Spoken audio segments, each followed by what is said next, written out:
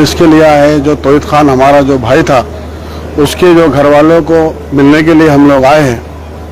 जैसा कि आप लोग देख रहे हैं कि पूरे हिंदुस्तान के अंदर जहाँ मॉब लिंचिंग के जो वाक़यात हो रहे हैं, अगर इसकी आवाज़ को अगर पूरे हिंदुस्तान के अंदर अगर कोई बुलंद कर रहा है तो हमारे जमात के सदर बैरिस्टर असदुद्दीन अवैसी साहब कर रहे हैं। और उनकी हिदायत के ऊपर जो है तो हम भी उनके एक छोटे सिपाही होने के नाते हम जो है तो पूरे महाराष्ट्र के अंदर होने वाले मुजालिम के खिलाफ हम नौजवान जो आपने हमको ताकत दी है तो हम भी उस मुजालिम के खिलाफ जो है तो बढ़ चढ़ कर हिस्सा ले रहे हैं। अभी हमारे भाई ने कहा कि यहाँ के मुकामी जो MLA उन्होंने कहा कि हम जो है तो इन बच्चों की पढ़ाई का खर्चा लेंगे, तो मैं आपको यहाँ गवाही देता हूँ कि उसके अल्फाज को मैं मेरे जबान से वापस मारता हूँ कि तेरे 5,000 रुपये की हमें कोई जरूरत। तौहीद खान को इंसाफ दिलाने के लिए आपके बीच में आ चुकी है और मराठवाड़े की राजधानी औरंगाबाद शहर है और औरंगाबाद शहर के अंदर IG ऑफिस है जो पूरे मराठवाड़े के SP का जो बॉस होता है।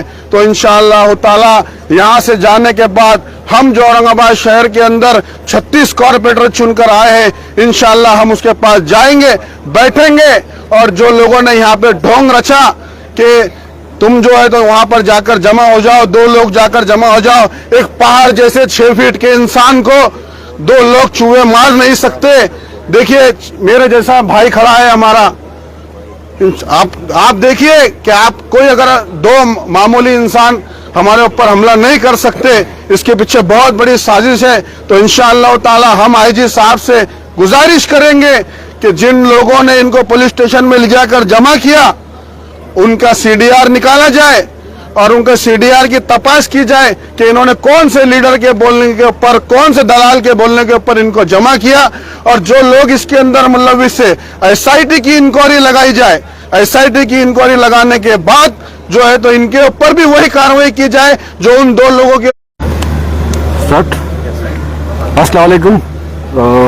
जैसा कि आप तमाम जानते हैं, पर्ली शहर के अंदर जिस तरीके से हमारे एक भाई को शहीद किया गया, जब ये माखिया इम्तियाज जलील साहब और बैरिस्टर असदुद्दीन ओवैसी साहब के सामने पहुंचा, शफीक भाई ने भी पूरी रिपोर्ट जो है तो हमारे सदर साहब के पास पहुंचाई थी।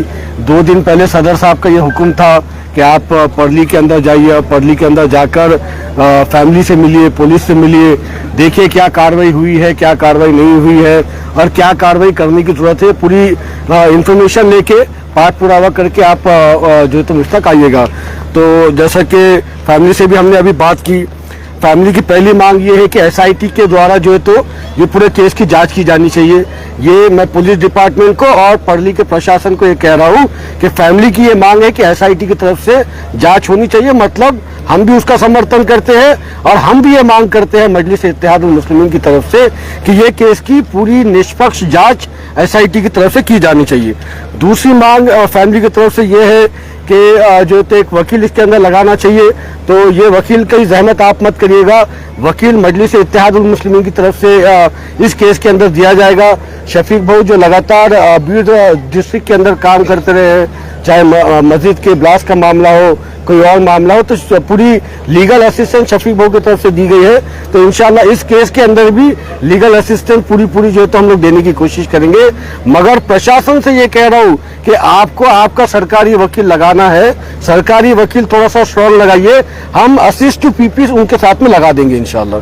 तीसरी मांग जो फैमिली की तरफ से की गई है कि फैमिली के मेंबर में से किसी को, अब जैसा कि तौहीद की जो फैमिली थी वो पहले ही बड़े जो तो कमजोर लोग थे, गरीब गुरबा के लोग थे, मैं प्रशासन से मांग करता हूँ फैमिली की तरफ से कि इनकी फैमिली में से किसी एक पर्सन को जो तो सरकारी नौकरी दी जाए। उसके लिए पाठ पुरावा भी हम लोग करेंगे, हमारा यहाँ का कॉर्पोरेटर भी उसके लिए पाठ पुरावा करेंगे। और मेरी और जमात की मांग ये होगी कि मैं यहाँ की नगर पालिका के अंदर तौहीद की फैमिली में से किसी एक शख्स को जो तो सरकारी नौकरी दी जाए और देनी पड़ेगी। आपके जरिए शासन को, प्रशासन को यहाँ के कह रहा हूँ, नौकरी देना पड़ेगी, नहीं देंगे तो इंशाल्लाह हल्क में हाथ डाल के लिया जाएगा। चौथी बात कि UAPA के तहत जो तो इस केस के अंदर धाराएं ऐड की जानी चाहिए। ये तौहीद की फैमिली का जो तो मांग है कि मकोका के तहत इन आरोपियों के ऊपर गुनाह जो तो चलाया जाना चाहिए। मजलिस इत्तेहाद उल मुस्लिमीन की भी ये मांग है कि मकोका के तहत इन आरोपियों के ऊपर गुनाह जो तो चलाया जाना चाहिए। इसके साथ 2 आरोपियों को अरेस्ट किया गया है मगर एक टेक्निकल और एक फॉरेंसिक बात अगर हम लोग समझे तो वो बात ये है कि एक 6-6.5 फुट के आदमी को 2 कमजोर लोग मिलकर नहीं उठा सकते। यानी ये बात समझ में आती है कि इस केस के अंदर कहीं ना कहीं 4 से 5 या 6 लोग इन्वॉल्व है। पुलिस डिपार्टमेंट से ये कह रहा हूं मैं कि इसके पहले की फैमिली का और इसके पहले की परली शहर की आवाम का गुस्सा आपके ऊपर फूटे, उससे पहले आप अरेस्ट कर लिए तो बेहतर है। नहीं करेंगे आप अरेस्ट, आप लापरवाही करेंगे तो नौजवानों का गुस्सा अगर फूटेगा तो लॉ एंड ऑर्डर बिगड़ सकता है। ख्याल रखिएगा कि लॉ एंड ऑर्डर ना बिगड़े, और लॉ एंड ऑर्डर ना बिगड़े इसके लिए पुलिस डिपार्टमेंट को करने की जरूरत है कि जो बाकी के आरोपियां हैं जिन्होंने इस जो तो हिनोरियस क्राइम के अंदर, इस इतने जालिमाना जुर्म के अंदर अगर किसी जो मुलविस है उन बाकी के लोगों को भी अरेस्ट किया जाना चाहिए। ये मांग प्रायोरिटी के ऊपर है। पुलिस डिपार्टमेंट से कह रहा हूं, यहाँ के एडमिनिस्ट्रेशन से कह रहा हूं, 2 लोगों ने मिलकर ये कत्ल नहीं किया, 2 लोगों ने मिलकर एक हमारे भाई को शहीद नहीं किए, इसके अंदर और भी लोग इन्वॉल्व हैं। आपको उनको अरेस्ट करने की जरूरत है। जितना जल्दी अरेस्ट करेंगे उतना अच्छा है। परली शहर के अंदर नौजवानों का गुस्सा बढ़ रहा है, उस गुस्से को शांत करना है तो बाकी के आरोपियों को अरेस्ट करो जल्द से जल्द। नहीं करेंगे तो यहाँ पर प्रॉब्लम हुई तो जिम्मेदार हम नहीं। 5वीं बात इसके अंदर जो है कि भाई सभी आरोपियों को जल्द से जल्द अरेस्ट किया जाना चाहिए, तो वो तो मांग हमारी भी है कि सभी आरोपियों को अरेस्ट किया जाना चाहिए। मकोका के तहत इनके ऊपर कार्रवाई की जानी चाहिए। इसके साथ साथ मजलिस इत्तेहादुल मुस्लिमीन की ये मांग है कि ये मामला फास्ट ट्रैक कोर्ट में चलाया जाए, इसकी हेयरिंग फास्ट ट्रैक के ऊपर चलाई जाए और जल्द से जल्द जो है तो आरोपियों को जो है तो इसके अंदर सजा दी जाए।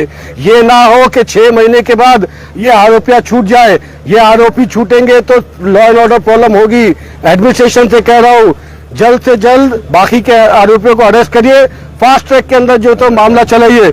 एक ऑडियो जो तो इसके अंदर वायरल हुआ, पुलिस डिपार्टमेंट आपसे कह रहा हूं मैं, एक ऑडियो इसके अंदर वायरल हुआ जिसके अंदर ये जलील जो है तो ये बात कह रहे हैं कि मुसलमान को मार के इनको सुकून मिला, अच्छा लगा।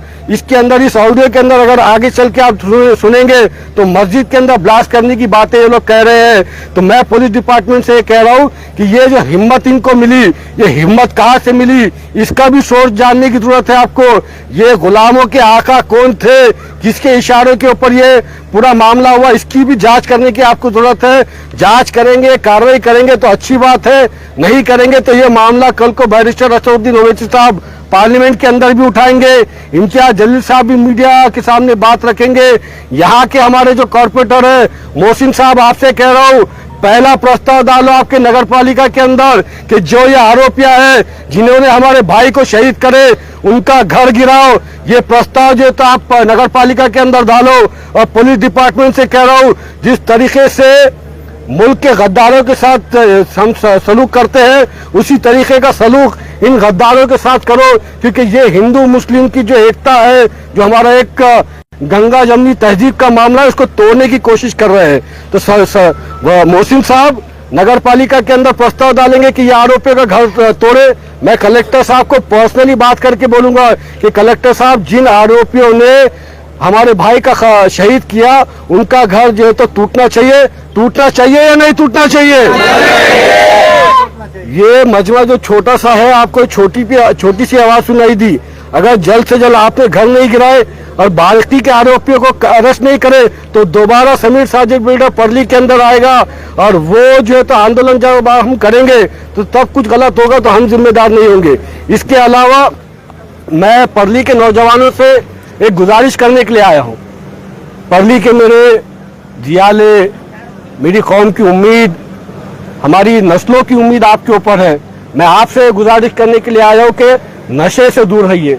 मैं आपको ये कहने के लिए आया हूं कि नशा करना है तो इबादत का नशा करिए, नशा करना है तो आप तौहीद का नशा करिए, नशा करना है तो रसूलुल्लाह सल्लल्लाहु अलैहि वसल्लम से मोहब्बत का नशा करिए, नशा करना है तो कुरान शरीफ को तर्जुमे से पढ़ने का नशा करिए, नशा करना है तो हमारे माँ बाप की खिदमत का नशा करिए, नशा करना है तो हमारा शहर, हमारा देश किस तरीके से आगे बढ़े इसका नशा करिए, नशा करना है तो हमारे घर वालों को हम किस तरीके से मेहनत के जरिए उनकी हर चीजें, हर ख्वाहिशें पूरी कर सकते हैं, इसका नशा करिए। करेंगे या नहीं करेंगे नौजवानों?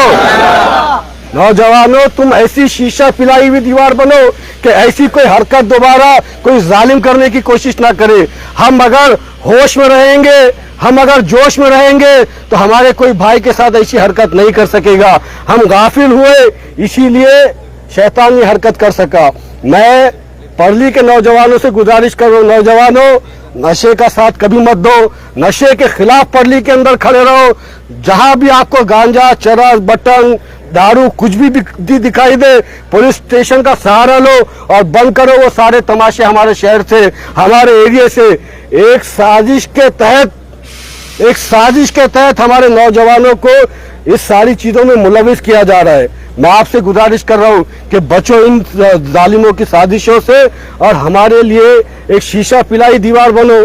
हमको उम्मीद है कि आप हमारी बात को मानेंगे और पर्ली शहर के अंदर से ये नशे के कारोबार को और कारोबारियों को हकाल कर फेंकेंगे या नहीं फेंकेंगे?